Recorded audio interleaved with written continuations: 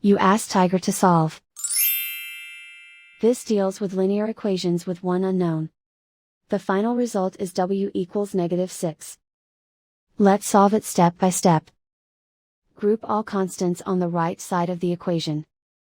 Add 4 to both sides.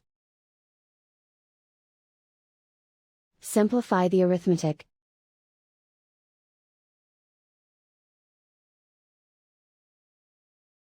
Isolate the y.